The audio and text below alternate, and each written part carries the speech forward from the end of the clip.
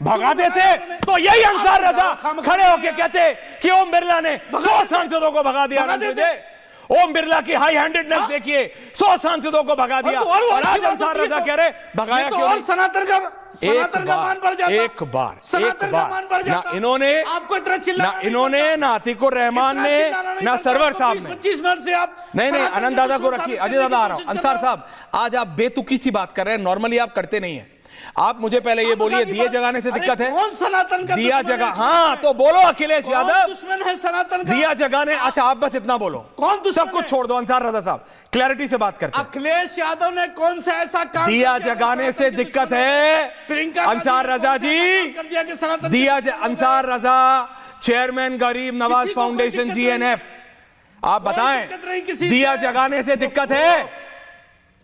अरे भाई ना सर, ना प्रियंका गांधी को दिक्कत है सनातन और दिए से, ना अखिलेश यादव के है, ना किसी को है। आप खामखा झंडा लेके जो है चिल्लाते घूम रहे हैं। आपके इनको ताली बजाने गए थे आनंद दादा। अरे क्यों जरा फैक्ट रखिए, ये आपको अपना दोस्त बताते हैं, आप इनको अपना दोस्त बताते हैं।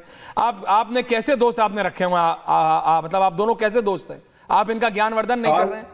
100 सांसद गए, किस लिए गए? हमारी दोस्ती क्यों तोड़वाना चाह रहे हो आप? अरे आपका गूगल नहीं काम कर रहा है भाई। दोस्ती क्यों तोड़वाना चाह रहे हो? मैं इज्जत, अरे आपका आईफोन का गूगल काम नहीं कर रहा है।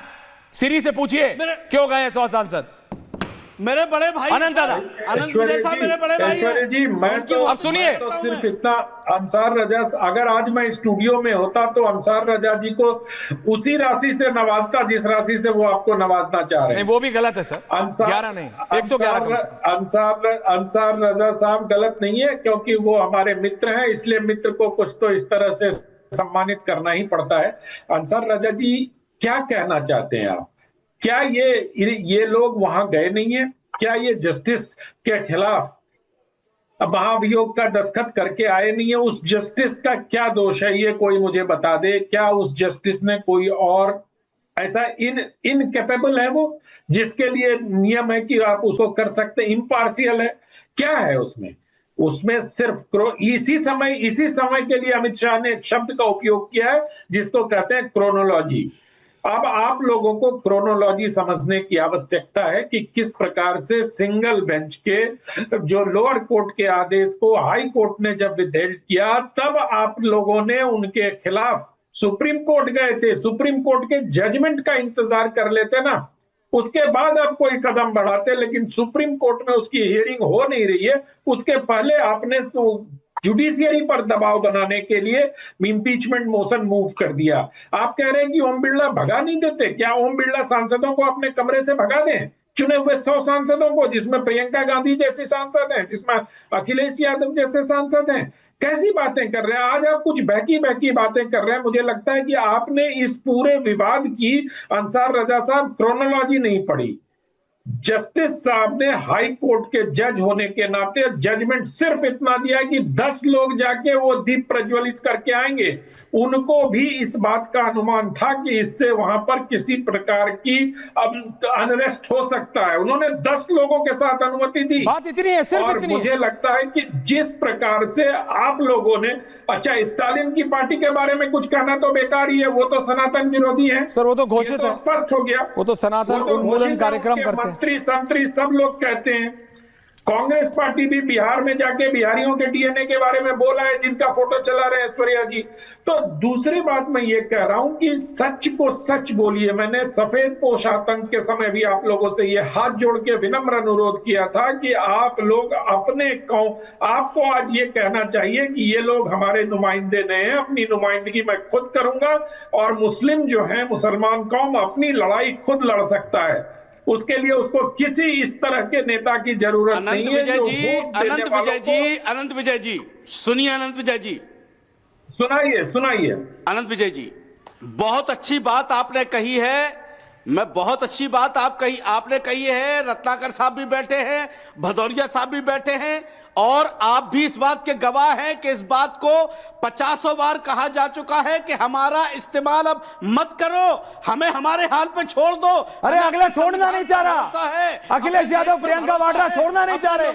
यही तो खेल है, यही तो खेल है, यही तो खेल है अवधेश जी, यही तो मैं कह रहा हूं।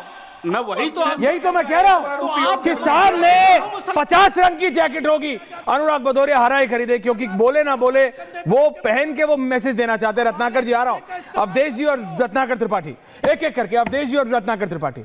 अनुराग भदौरिया आ रहा हूं, आपको मौका दिया मैंने 4 मिनट। अनुराग भदौरिया तो उनसे पूछो ना सवाल। अरे आपसे भी तो पूछूंगा, आप उन्हें सक्सेस होने देते हो। सरवर साहब चुप चुप के कुछ नहीं होने देते। नहीं अवधेश पार्टी में क्या आपने बोला अखिलेश यादव ने गलत किया? आपने बोला कि दीपक जगने देना चाहिए, आपने बोला कि इस देश के मुसलमानों को दीपक से कोई दिक्कत नहीं है, आपने बोला? आपने नहीं बोला। एक लाइन में अतीकुर रहमान ने बोला, नहीं बोला। अंसार रजा ने बोला, नहीं बोला। अवधेश जी और रत्नाकर त्रिपाठी जी। अवधेश दादा आपसे शुरू कर रहा हूं। देखिए ऐश्वर्या जी, ये जो तिरुपरनकुंद्रम भगवान का वो पहाड़ी है जिसका नाम है, वो मंदिर है जी। और अरुल मिघु सुब्रमण्यम स्वामी, वो जानते हैं किसका मंदिर है?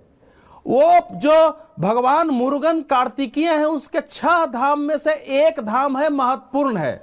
और उनकी पूजा, ये जो पीडीए की बात करते हैं, ज्यादातर पहले पिछड़े और दलित आदिवासी है उनकी पूजा करते रहे हैं। अनुराग भदौरिया को बताइए जरा। ये मानते, अब तो खैर सब लोग करते हैं ये कह रहे हैं, लेकिन ये जो आप सोचिए ना कि उस पहाड़ी के बारे में जो वर्णन है तमिल ग्रंथों में ही, पहले उस समय के संगम के ग्रंथ में, संस्कृत ग्रंथों में, कि संपूर्ण पहाड़ी शिवलिंग का ही रूप है। अब उसमें वो सिकंदर शाह का जो दरगाह बना दिया गया। सिकंदर कौन था? जब दिल्ली सल्तनत का वहां साम्राज्य हुआ है, जिसको बाद में विजयनगर साम्राज्य ने ध्वस्त कर दिया था, इसके बावजूद वो दरगाह वहां बना हुआ है, किसी ने उसको छेड़छाड़ नहीं की, लेकिन उसके शिवलिंग की पहाड़ी के ऊपर बना दिया गया। और ये विवाद कब से शुरू हुआ है? जब जिसको अंसार राजा और सरवर साहब स्वीकार नहीं कर रहे हैं, मुस्लिम संगठनों ने बाजाप्ता आंदोलन किया कि इस पहाड़ी का तिरुपरनकुंद्रम से नाम बदलकर सिकंदर नाम किया जाए, सिकंदर नाम किया जाए। जब यह अभियान शुरू हुआ है उसका फिर विरोध हुआ है, और उसके बाद हुआ है कि इस पर दीप नहीं जलाने दिया जाए। इतना तनाव पैदा कर दिया गया कि जो परंपरा के रूप से डीएमएसपी ने मानने से मना कर दिया सर, जलाई जाती थी, जो तमिल पर्व माना जाता था, उस पर्व के दिन दीप जलाना कठिन होगा। मैं तो पूछता हूं कि किसी पर्व के दिन महत्व है दीप जलाने का, या आगे पीछे महत्व है, या उसके रोकने का महत्व है?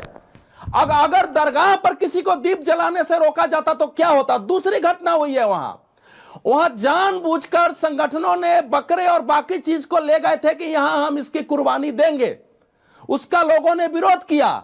फिर यह मामला पुलिस के पास गया, पुलिस ने रोका कि आप पहाड़ी पर पशुओं को नहीं ले जा सकते हैं। अंत में समझौता हुआ कि ठीक है, मांस ले जाके वहां चढ़ा सकते हैं। फिर विरोध हुआ कि भाई हमारा मंदिर है यहां से अगर आप मांस नहीं ले जाएंगे तो क्या हुआ?